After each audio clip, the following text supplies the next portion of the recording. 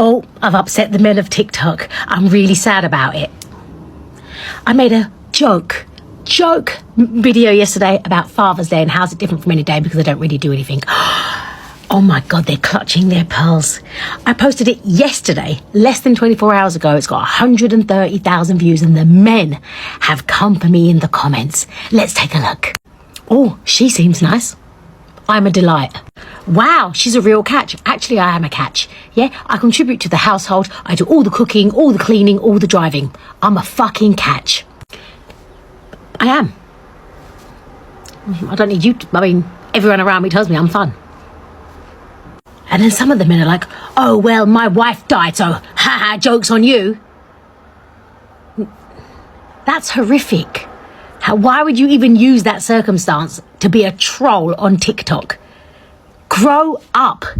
Then, of course, we've got the men. Oh, well, I pay for everything. I'm the one that pays for everything. I pay for the roof over your head. Firstly, you don't pay for shit for me. That's the first thing. And secondly, this is why, ladies, never give up your source of income. I understand you want to take a few years off to look after your kids. Cool. Go back to work. Even if you get a part-time job, you need your own money. Yeah? Because having a man say, I put a roof over your head, I pay your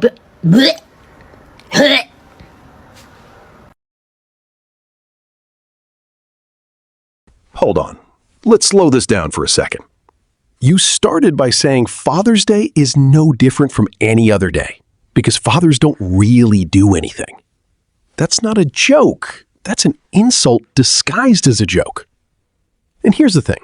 If somebody made the same type of joke about mothers on Mother's Day, everybody would instantly understand why people got offended. Then she says, the men have come for me in the comments. Well, yeah.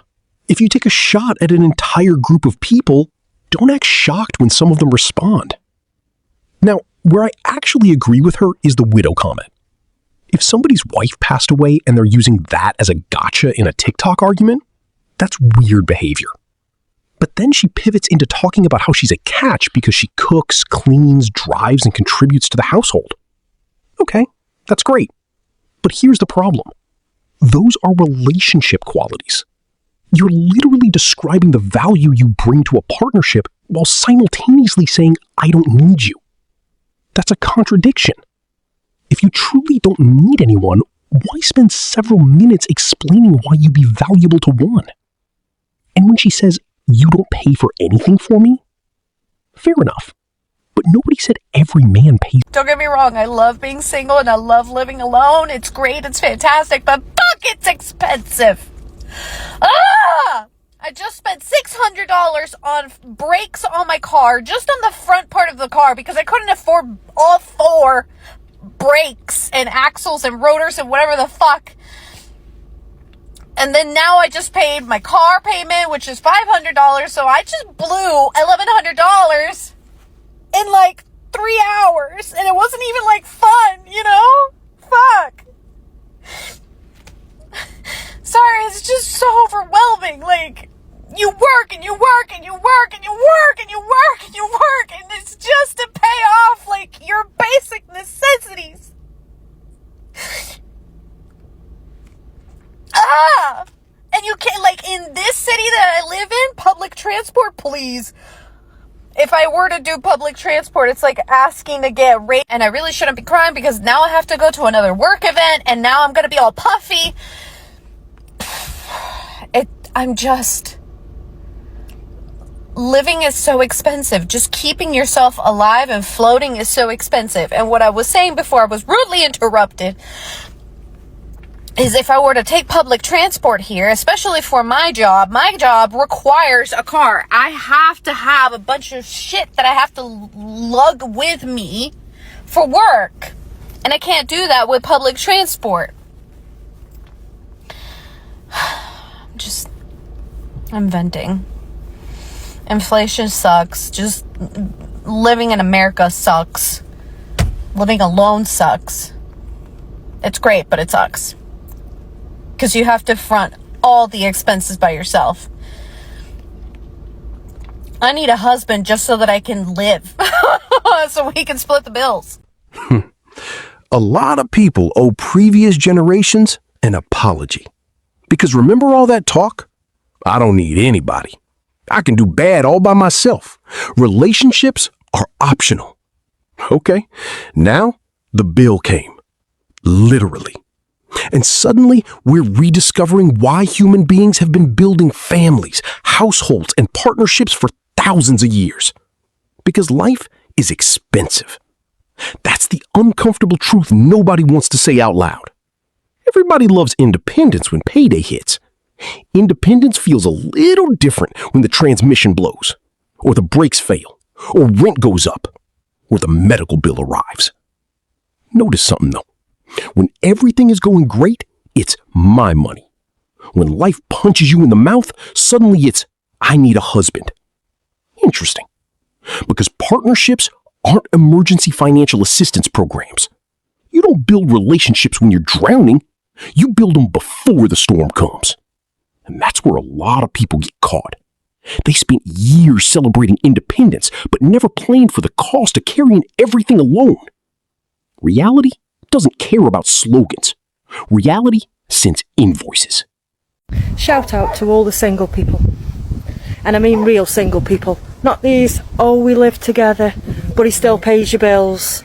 Or she still cooks your tea. No, bullshit. Shout out to all the single people who are doing the best at the minute. Gardening in this weather. I'm in a mood. Sometimes I think I need a man. Did y'all catch that? Everybody loves shouting, I don't need anybody when things are easy. Then one hot afternoon of gardening got her looking around like, you know what? Where the men at? Life has a funny way of humbling all those independent speeches. Reality stays undefeated. This is for all the 50-something women out there that are single and for the men that want to date them. Dating when she's finally happy alone is a different game because now she's not dating out of loneliness. She's not dating because she's bored or broken or trying to fill a void. She's dating from a place of peace, of snacks, of silence and sweatpants, and she's questioning everything. Like, why would I trade this little cozy bubble of emotional stability for a man who makes me feel anxious, confused, or constantly second-guessing myself? You think I'm going to give up eating ice cream straight from the tub in a hoodie that smells like heaven to babysit someone's grown-ass ego? Please. When a woman is happy alone, she's no longer impressed by bare minimum energy. She's not excited by good morning texts that lead nowhere. She's not clapping for I was just busy excuses or breadcrumb attention.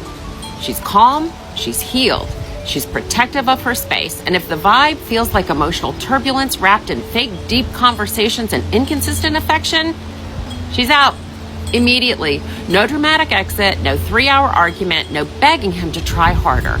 Just a quiet no thanks, followed by her Netflix, her favorite blanket, and absolutely zero anxiety. Because peace is expensive, and she paid full price for it with tears, with lessons, with long nights of healing, and boundaries that were built like brick walls. She's not giving up that because of someone that has a nice smile and a good playlist. She needs consistency, not chemistry, effort, not empty promises, a man, not another project. So if dating feels like a job interview, a group project, or a therapy session she didn't ask to lead, it's a hard no. Because when a woman has learned to love her own company, any man who enters her life better make it feel like a bonus, not a burden. She's not lonely, she's selective. She's not bitter, she's aware.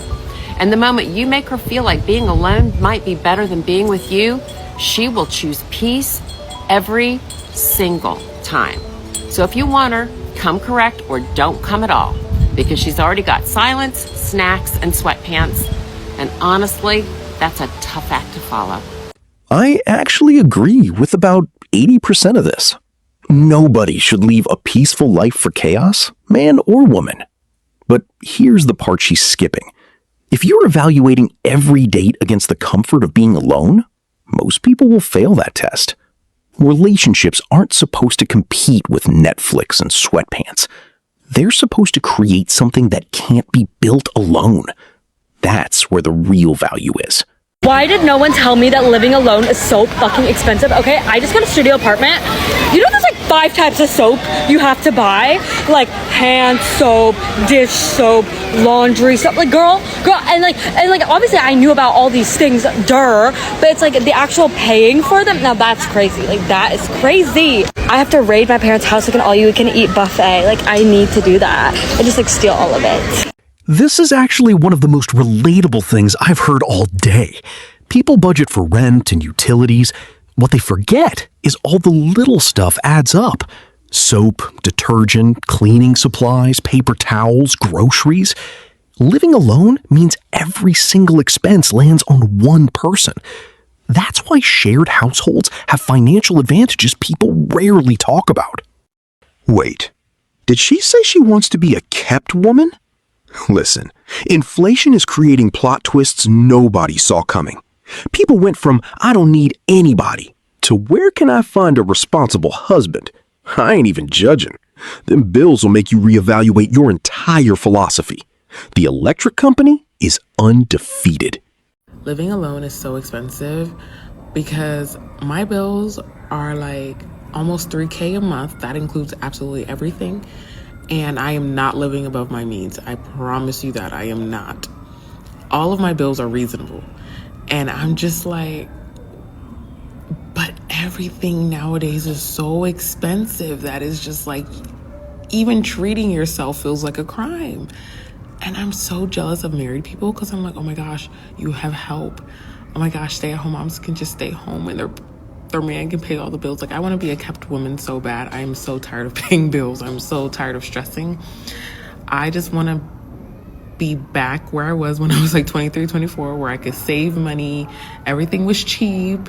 Now that I'm 27, I feel like it's so hard to save because, again, everything is so expensive.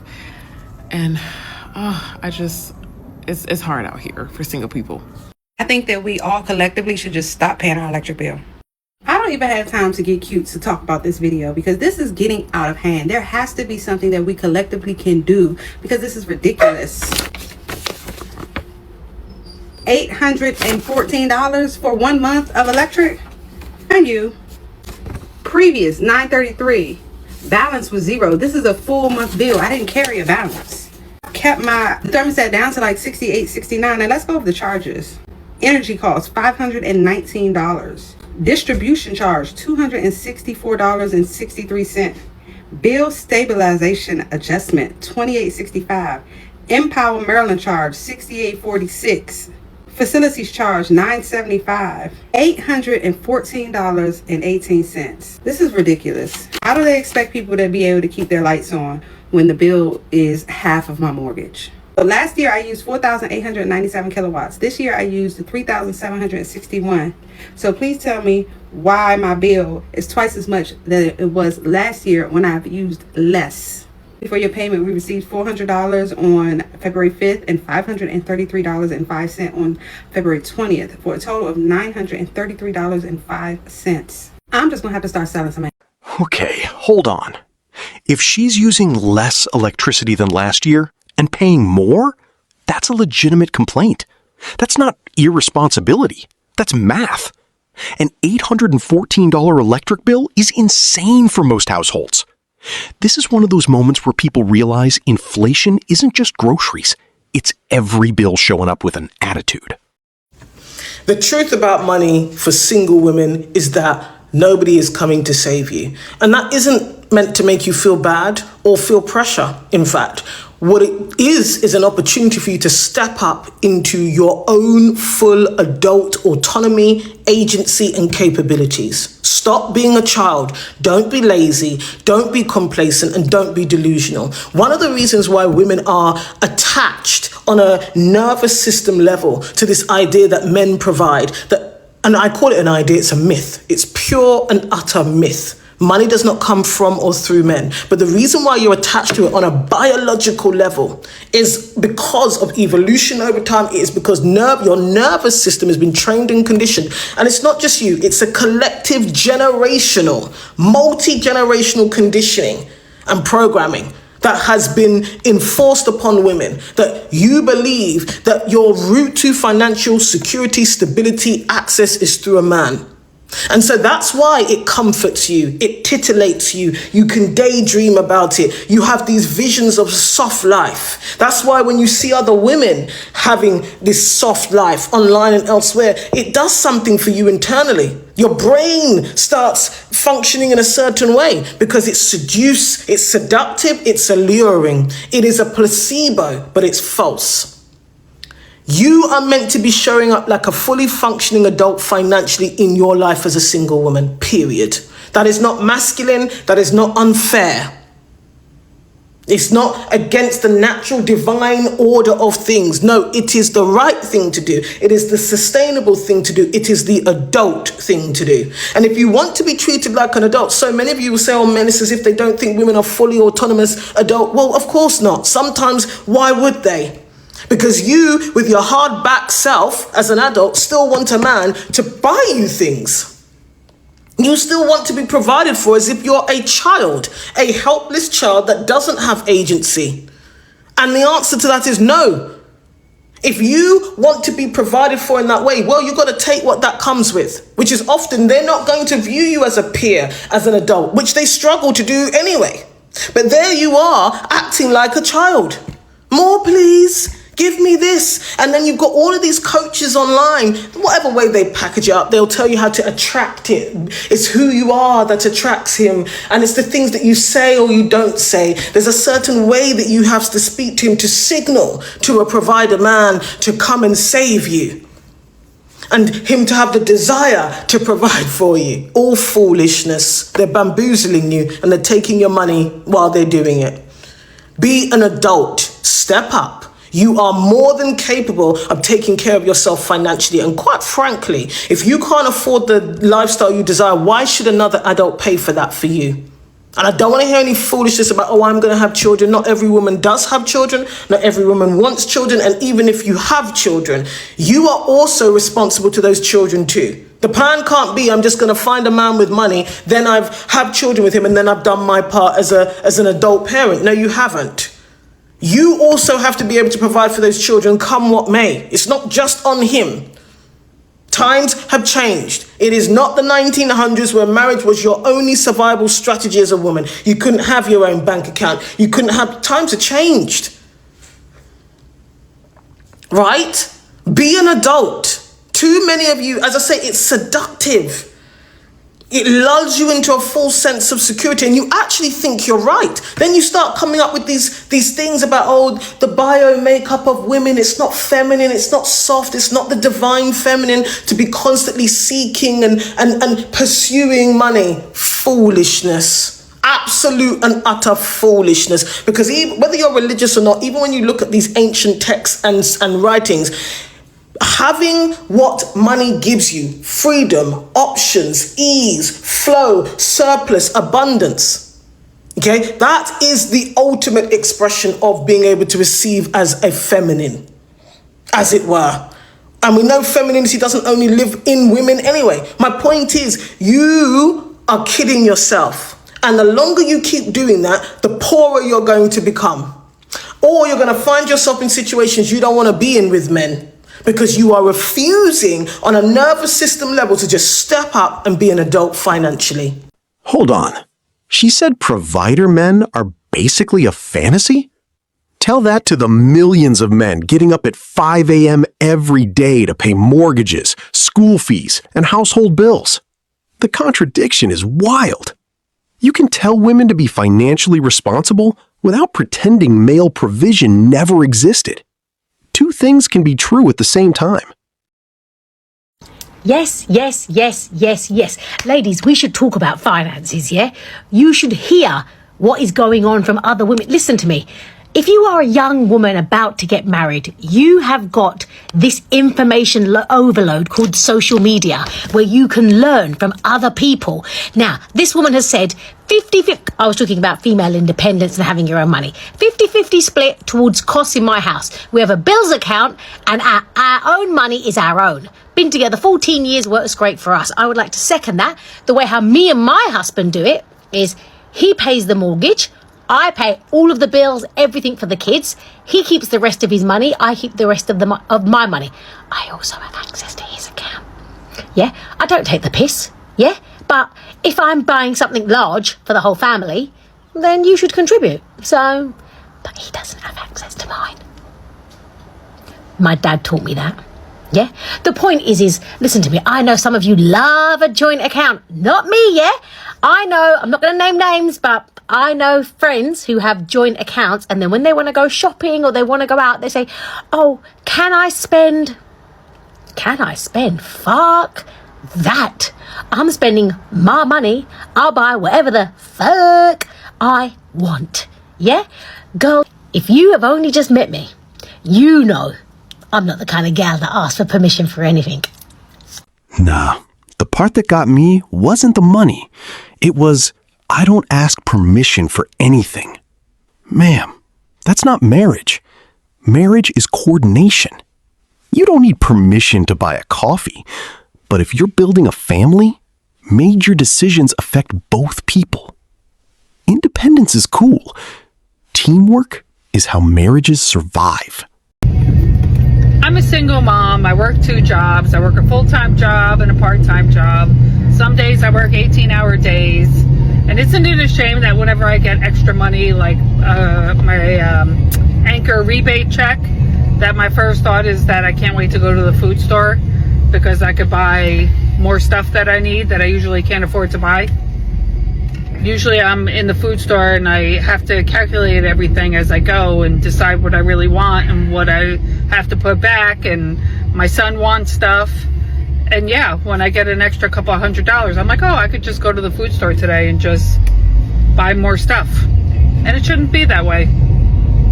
This is why I laugh when people act like independence has no cost. 18-hour workdays, 2 jobs, and the reward is being able to buy extra groceries? That's not freedom.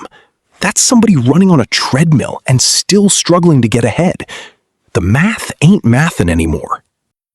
Want to know something that just really gets on my nerves?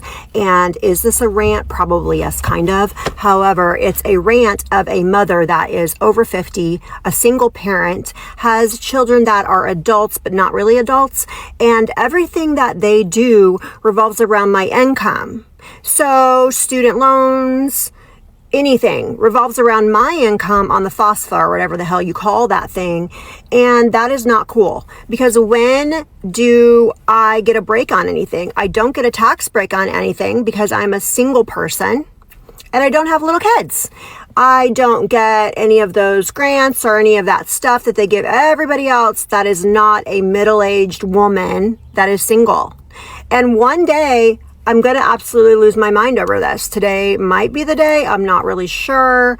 But where is the relief for a hardworking single woman in her 50s that has kids, that is adults, but is like raising them on her own and always has? What is that? Where is my help? Okay, I'm kind of whining, but I'm kind of not. And I am going to go to Pilates now. Man, this woman just described the middle-class trap. Too much income to get help. Not enough income to feel comfortable. No tax breaks, no subsidies.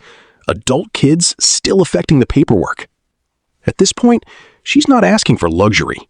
She's asking for somebody to stop moving the finish line. I'm a widow. I've been a widow for 14 years and I live with my son.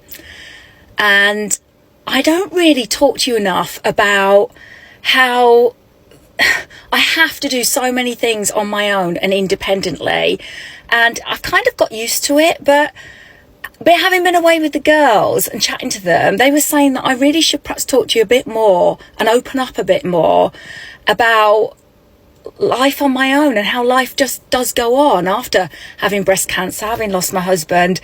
I have to do things that other people well, it makes me chuckle actually when friends say, oh, I'm so busy. But then in the same conversation, they say how their other halves have cut the lawns, emptied the bins, washed the cars. And I'm like, I have to do all that. I have to do all that on top of a full-time job. And I raised 2 children from the age of 9 and 7. And there will be somebody in a much worse place than me. So I'm not here for the whole, oh, poor Wendy thing. I'm here to say you can do it. If you're sat there now thinking, I'm going to be on my own in a few weeks' time, I don't know what I'm going to do, you will be fine. Life will go on, okay? So I'm going to show you a bit more of what I do and how I cope with it. I think I did a video a few days ago showing how I went down to meet the girls on my own. A taxi, 2 trains, finding the hotel. It will seem so simple to some people, but for other people, they couldn't have even done what I did. So I've just been to the tip. So intimidating. First of all, loading everything up into the car. I'm like, oh, why am I having to do this on my own? Secondly, you get to the tip. Men. It's just men everywhere. And I'm thinking they're just going to wait and watch me drop everything. What if I can't lift something into the skip? But I did it. And do you know what? If I can't do it, I ask for help. So sometimes things that you think are going to be horrendous are not that bad. And the problem I have, if I don't do it, nobody else does it. So if you're in the same situation as me and you know exactly what I'm talking about, let me know. And I am going to open up a bit more and show you more of the things that I do have to do on a day-to-day basis. Being a single person and being, trying to say to you, don't give up. Don't ever give up. You can do it. Whatever it is you're worrying about, you can do it. Notice something? She never once said, I don't need anybody. She never once pretended doing everything alone was empowering. She said it's hard. That's what makes this video refreshing. A lot of people glorify independence until the work shows up. This woman is showing the actual invoice.